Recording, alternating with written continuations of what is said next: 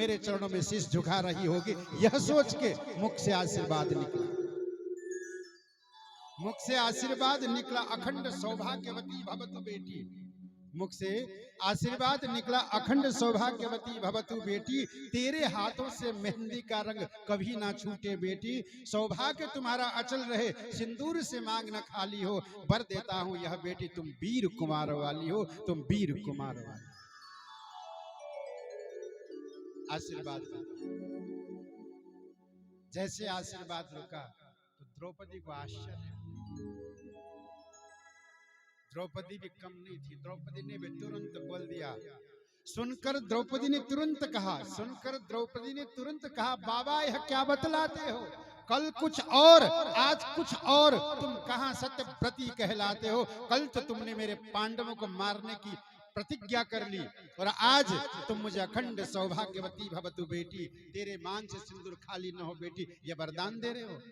इसलिए द्रौपदी ने कह दिया। सुनकर द्रौपदी ने तुरंत कहा, बाबा यह क्या बतलाते हो? कल कुछ और आज कुछ और, कहां तुम सत्यव्रती कहलाते हो? अब आया होश पितामह को, कर से माला छूट गई, मन प्रभु चरणों में लीन, चितचोर समाधि टूट गई। बोले बेटी तेरे इन प्रश्नों का उत्तर तो पीछे ही दे पाऊंगा और तेरे सुहाग का निर्णय भी पीछे ही कर पाऊंगा, पर एक बात है, पर एक बात दिल में खटकती, हैरान है जिसने।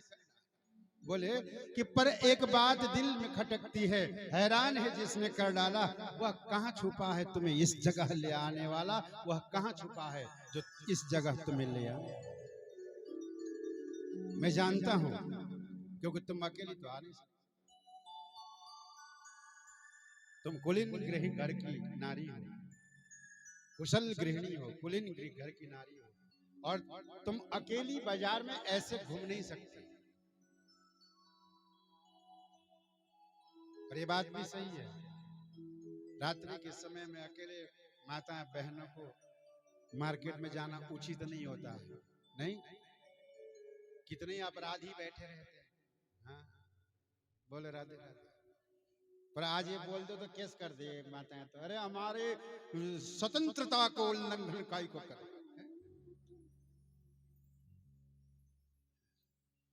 परंतु सत्य है, रात्रि के समय में पति के साथ जाओ या भाई के साथ या पिता के साथ जाना चाहे, ना कि अकेले। इसलिए यहाँ भीष्म पितामह कह रहे हैं, मैं जानता हूं तुम कुशल गृहिणी हो, कुलीन घर खानदान की नारी हो, तुम अकेली तो आ नहीं सकते, कोई ना कोई तुम्हें लाया है, और बताओ वो कहां छुपा है जो तुम्हें यहाँ लाने वाला। और सुनो द्रौपदी, तुम क्या समझती हो, मैं नहीं जानता हूं उसको जो तुम्हें यहाँ लाया है? द्रौपदी ने कहा, जानते हो तो बोल दो। अगर तुम जानते हो जिसने भी लाया है, अगर जानते हो तो बता दो कौन लाया। भीष्म पिता, वो कौन हो सकता है? वही तो है। बोले कौन? वही होगा जो बुढ़ा होने को आया है, अब भी नहीं गई चोरी। जो बुढ़ा होने को आया है, अब भी नहीं गई चोरी, नित नई नीतियां करता है, तुमसे चोरी हमसे चोरी। पुत्री, तूने मेरे कुल को इतना पवित्र कर डाला, तेरा पहरा देता है वो विश्व रचाने वाला, वो विश्व रचाने वाला। उठ करके बाबा ने देखा, उठ करके देखा, बाबा ने ड्योढ़ी का दृश्य निराला था। उठ करके बाबा ने देखा, ड्योढ़ी का दृश्य निराला था, और पीतांबर का घूंघट काटे खड़ा बांसुरिया वाला था, खड़ा बांसुरिया वाला था। चरणों में जाकर लिपट गए पितामह, चरणों में जाकर लिपट गए। छलिया छलने को आया है, भक्तों की रक्षा करने को आज दासी का वेश बनाया है, और दासी का वेश बनाया है। ठाकुर कितने दयालु हैं।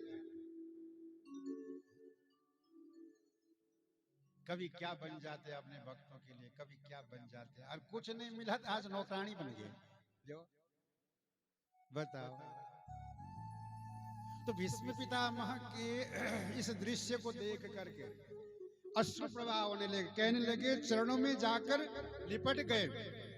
छलिया छलने को आया है, भक्तों की रक्षा करने को आज दासी का वेश बनाया है। कहते हैं उस जगह, कहते हैं उस समय द्रौपदी का जूता था पीतांबर के कोने में। कहते हैं उस समय द्रौपदी का जूता था पीतांबर के कोने में, और थे श्री कृष्ण हंसने में, और विश्व पितामह रोने में, विश्व पितामह रोने में। अब बोल दिया विश्व पितामह ने, बोले बेटी अब निश्चय विजय तुम्हारी है। अब विश्व पितामह खुल के बोल रहे हैं कि बोले बेटी अब निश्चय विजय तुम्हारी है। पतियों का बाल न बांका हो जब रक्षक कृष्ण मुरारी है, जब रक्षक कृष्ण।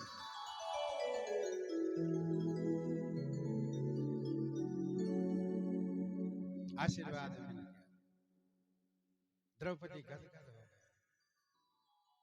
गदगद हो गए। कृष्ण चले गए। दूसरे दिन की युद्ध की तैयारी, दूसरे दिन की युद्ध हुई, घमासान युद्ध हुआ। और पितामह भीष्म ने कहा था, संकल्प लिया था, प्रतिज्ञा किया था कि आज पांडवों को मारना है। तो उसी तरीके से भीष्म पितामह युद्ध करने लगे। अर्जुन के मुकुट गिर गए, अर्जुन के कवच गिर गए। भगवान कृष्ण ने देखा मेरे रहते हुए अर्जुन को इतना कष्ट, सारथी तो मैं हूं। भगवान श्री कृष्ण ने रथ को रोक लिया और तुरंत नीचे उतर गए। वो चलते रथ, टूटा हुआ एक रथ का पहिया था, उसी पहिया को उठाए सुदर्शन चक्र की तरह घुमाते हुए आगे बढ़े। भीष्म पितामह ने तुरंत धनुष बाण को रख और हाथ जोड़ के खड़े। आज वही बात याद दिला रहे भीष्म पितामह, हे गोविंद, उस समय युद्ध के मैदान में मेरी प्रतिज्ञा को सही करने के लिए आपने अपनी प्रतिज्ञा रोके हैं, तोड़ दिया है। इसलिए हे गोविंद, आप जैसे दयालु, आप जैसे कृपालु कोई नहीं है। इसलिए गोविंद, मेरी बेटी मति के साथ आप विवाह कर दीजिए। इस प्रकार से भगवान राधा माधव के चरणों में भीष्म पितामह ने अपने मति को रति कर दिया, समर्पित कर दिए। और सुंदर स्तुति यहाँ भीष्म पितामह भगवान राधा माधव की करते हैं। दिव्य स्तुति किया है भीष्म पितामह ने। और भगवान ने भी भीष्म पितामह, इच्छा मृत्यु प्राप्त का वरदान है, जब चाहे तब मर सकते हैं।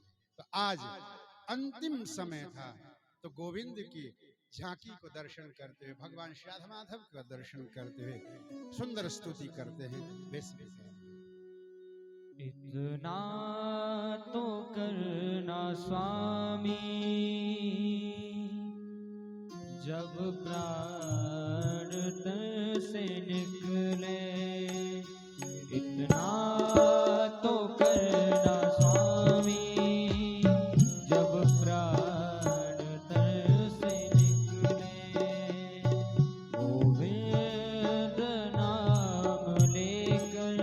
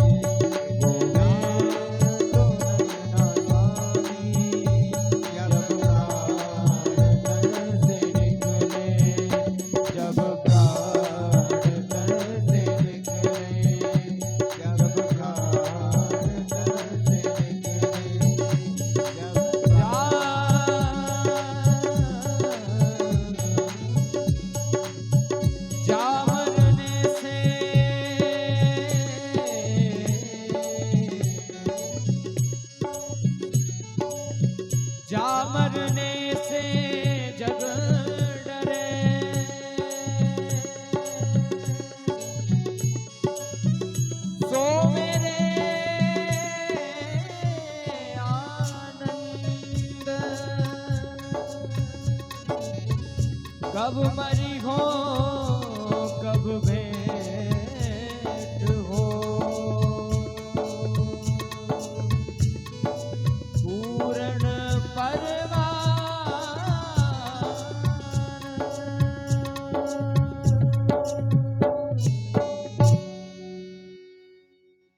बोलिए भक्तवत्सल भगवान की जय।